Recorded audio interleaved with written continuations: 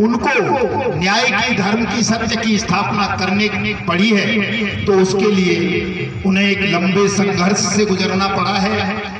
एक सेना की जरूरत पड़ी है, एक मंडल की जरूरत पड़ी है, एक संघ की जरूरत पड़ी है, तब जाकर के कहीं वो न्याय की, धर्म की, सत्य की स्थापना कर सके।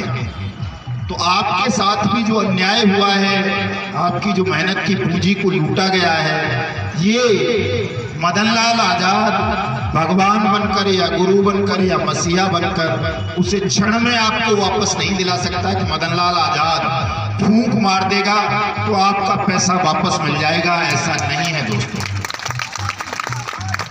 आपका पैसा वापस दिलाने के लिए हमने लंबा संघर्ष किया है। भगवानों से भी ज्यादा मैंने जिनके उदाहरण दिए आपको, श्री कृष्ण और राम 14 और 13 वर्ष के, या यीशु, या जो भी जिनके भी मैं नाम लेकर आपको गिनाया, उनका 14-13 वर्ष तक ही रहा है। लेकिन मुझे 30 साल लंबा संघर्ष करना पड़ा है। इतनी लंबी जेल यातनाएं भोगनी पड़ी हैं, वनवास भोगने पड़े हैं, उत्पीड़न, अपमान सहना पड़ा है, तब जाकर के कहीं इतने लंबे संघर्ष के बाद कुछ कानून हम देश में बनवा सके हैं, अधिकारिता आधारित कानून। उनमें से एक कानून अनियमित जमा योजनाएं पाबंदी कानून 2019 भी है, जो हिंदुस्तान के प्रत्येक ठगी पीड़ित परिवार को ये अधिकार देता है कि उसकी जमा राशि का, डूब चुकी हुई, फंसी हुई जमा राशि का भुगतान 2 से 3 गुना तक उसके जिले का जिलाधिकारी 180 दिन में करेगा। कब करेगा दोस्तों? जब आप अपने जिलाधिकारी के यहाँ भुगतान का आवेदन दाखिल करोगे। जो व्यक्ति अपने भुगतान का आवेदन दाखिल कर देगा, उसका पैसा निश्चित रूप से उसको 180 दिन में नहीं तो 280 दिन में जरूर मिल जाएगा। और यदि कहीं आपने इस संगठन को मजबूत कर लिया, अपनी पीड़ा को सामूहिक स्वर दे दिया, अपने इस दुख को ही अपना हथियार बना लिया, अपने इस आक्रोश को, तो फिर 180 दिन की भी जरूरत नहीं है। कानून में यह प्रावधान भी है कि कम से कम 7 दिन और अधिकतम 30 दिन का समय देकर सक्षम अधिकारी आपका भुगतान करवा दे। लेकिन ये दोस्तों तभी संभव है जब आपका संगठन मजबूत होगा, आपका स्वर सामूहिक होगा। आप अलग अलग लड़ते रहोगे तो 180 दिन क्या, 180 साल में भी कानून बन जाने के बावजूद भी आपका भुगतान नहीं होगा। ये ध्यान रखना। इसके लिए आपको तमाम मतभेदों से, तमाम धर्म, जाति, वर्ण, रंग, नस्ल, क्षेत्र, भाषा इत्यादि के दीवारों को, मर्यादाओं को त्यागना होगा, लांघना होगा, तोड़ना होगा, और केवल ठगी पीड़ित बनकर अपने भुगतान की लड़ाई अनियमित जमा योजनाएं पाबंदी कानून 2019 के द्वारा लड़नी होगी। ये सुदर्शन चक्र है आपके पास, जिसका प्रयोग अगर आपने ठीक से कर दिया तो ये कानून, चाहे वो महाठग सुब्रत राय सहारा हो, गुर्दा चोर पीपीएस सेठी हो, वो जमीन के अंदर छुप गया है वो जय किशन राणा हो, दुबई में जाकर बैठने वाला राशिद नशीब हो, या फिर कोई और हो, सबका सर्वनाश कर देगा। इतना शक्तिशाली हथियार है अनियमित जमा योजनाएं पाबंदी कानून 2019। इसमें 10 साल से लेकर उम्र कैद तक की सजा का प्रावधान है। आपकी जमा राशि का 2 से 3 गुना पैसा आपके जिले का डीएम वापस करेगा, ये लिखा हुआ है इस कानून में। ये कानून हमारी संसद ने 30 साल बाद ऐसा अवसर था दोस्तों, 30 जुलाई 2019, जब पूरी पार्लियामेंट एक मत थी, एक भी सांसद विरोध नहीं कर पाया था अनियमित जमा योजनाएं पाबंदी कानून का। सबने सर्वसम्मति से इस कानून को पारित किया था। सेम डे महामहिम राष्ट्रपति ने इस पर साइन किए थे और नोटिफाइड हुआ था। उसी दिन से पूरे देश में लागू कर दिया गया था। आपको याद होगा कलकत्ता के पुलिस कमिश्नर को पकड़ने के लिए रात के 2 बजे सीबीआई चली गई थी, बर्ड्स एक्ट के तहत ही। इतना ताकतवर कानून है। हजारों करोड़ रुपए देश के ठग इस कानून को विफल करने के लिए खर्च कर रहे हैं। उन्होंने हजारों संगठन बना रखे हैं, हजारों बेईमान अधिकारियों को खरीद रखा है, हजारों नेता उनकी पॉकेट में रहते हैं, कई सीएम जेब में रखे हुए हैं ठगों की में। और यहाँ तक कि देश के प्रधानमंत्री को भी सुब्रत राय सहारा ने 50 करोड़ रुपए की कई किस्तें दी हैं और ये इनकम टैक्स की डायरियों में दर्ज है। राहुल गांधी जिस कार में चलते हैं वो सुब्रत राय सहारा की दी हुई है। दिल्ली का मुख्यमंत्री अरविंद केजरीवाल जिस फार्म हाउस में रहता है वो एक ठग का दिया हुआ है। उसने तीन जो राज्यसभा के सांसद बनाए उनके खिलाफ चीटिंग के मुकदमे दर्ज हैं, तीनों ठग हैं। पीएसएल के साथी बैठे होंगे, वो जानते होंगे कि वो सरदार जी जो गुल्ली डंडा सा खेलता है, क्या बोलते हैं, क्या नाम है उसका, जो अभी शांत है, निर्मल सिंह मंगू। हाँ, अरे निर्मल सिंह मंगू तो मालिक है, जो खिलाड़ी था क्रिकेटर अभी सांसद बनाया है अरविंद केजरीवाल ने। सरदार जी है, छोटे से कद का, पुलिस में डीएसपी भी रहा है। वो पल्स का काउंसलिंग डायरेक्टर था पीएसएल कंपनी का। करोड़ों रुपए निर्मल सिंह मंगू उसको दिया करता था, उसको अभी सांसद बनाया है। अरविंद केजरीवाल ने पंजाब से राज्यसभा में भेजा है। हमने विरोध किया था कि तुम तो ठगों की और बेईमानों की खिलाफत करते हो, तुम इसको सिद्धू को, हरभजन शायद नाम है उसका, है ना, हाँ, हरभजन को राज्यसभा में भेज रहे हो, ये तो ठग है।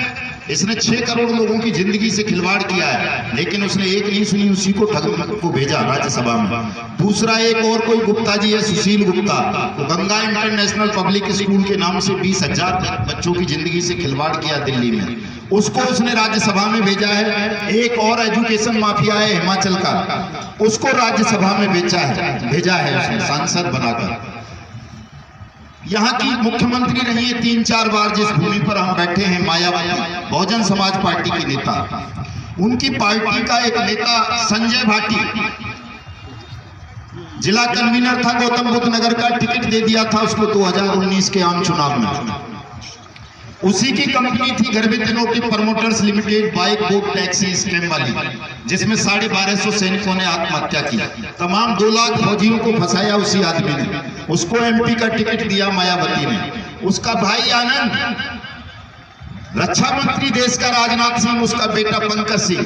ईओडब्ल्यू की रिपोर्ट है, सीबीआई को प्रस्तुत की गई है। आजकल वो मामला सीबीआई को चला गया है। 400 करोड़ रुपए दोनों के खातों में ऑन रिकॉर्ड ट्रांसफर हुआ है, रक्षा मंत्री राजनाथ सिंह के बेटे पंकज सिंह के में और मायावती के भाई आनंद के में। ये हमारा क्या नाम है, अभी जो पहले मुख्यमंत्री था मुलायम सिंह का लड़का अखिलेश यादव, सबको पता है कि उनका पूरा खानदान सुब्रत राय सहारा की जेब में रहता है। सबको पता है ना, ये बात नहीं पता? सुब्रत राय सहारा कौन है? इंटरनेशनल ठग, जिसने हिंदुस्तान के 30 करोड़ लोगों की जिंदगी को तबाह कर दिया। इतना बड़ा ठग है, वो आज भी खुलेआम घूम रहा है। उसकी वजह से रोज 10-20 लोग आत्महत्या करते हैं। लगभग 13,000 लोगों ने आत्महत्या की है सहारा इंडिया के विक्टिम्स ने। लेकिन वो सुब्रत राय सहारा दिल्ली पुलिस और उत्तर प्रदेश की सुरक्षा में खुला घूमता है। हजारों वारंट हैं, एनबीडब्ल्यू नॉन अवेलेबल वारंट उसके खिलाफ, हजारों मुकदमे दर्ज हैं उसके खिलाफ, लेकिन उसके बावजूद भी उसको गिरफ्तार नहीं किया जाता सकता। क्यों? इसको थोड़ा सा समझिए आप, वो कितने ताकतवर लोग हैं जिनसे आपकी या आपके मदन लाल आजाद की लड़ाई है। और मदन लाल आजाद के पास कोई सुदर्शन चक्र तो है नहीं, कोई मायावी शक्ति तो है नहीं मदन लाल आजाद के पास कि कुछ माया कर दें, जादू कर दें, सुदर्शन चक्र चला दें। मदन लाल आजाद के पास क्या है? केवल बुद्धि का बल है। शरीर से भी बड़ा कमजोर सा हूं मैं तो, गांधी जी से भी ज्यादा। लेकिन मेरे पास भी सुदर्शन चक्र है, मायावी शक्तियां हैं, और वो है जनमत। आप लोग जितनी बड़ी शक्ति के साथ जनमत पैदा कर रहे हैं, तो मुझे अभी 2019 से आपका ये संघर्ष हमने शुरू किया है। आपको कानून दिए हैं, तो 3 या 4 साल हुए हैं उसको।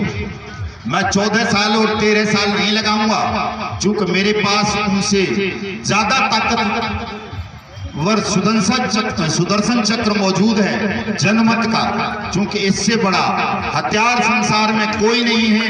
जनमत दुनिया का सबसे बड़ा हथियार है। जनमत चाहे तो नरेंद्र मोदी जैसे लोगों को, योगी आदित्यनाथ जैसे लोगों को, मायावती जैसी स्त्री को और उनसे भी कमतर लोगों को प्रशासक बना सकता है, प्रशासक बना सकता है।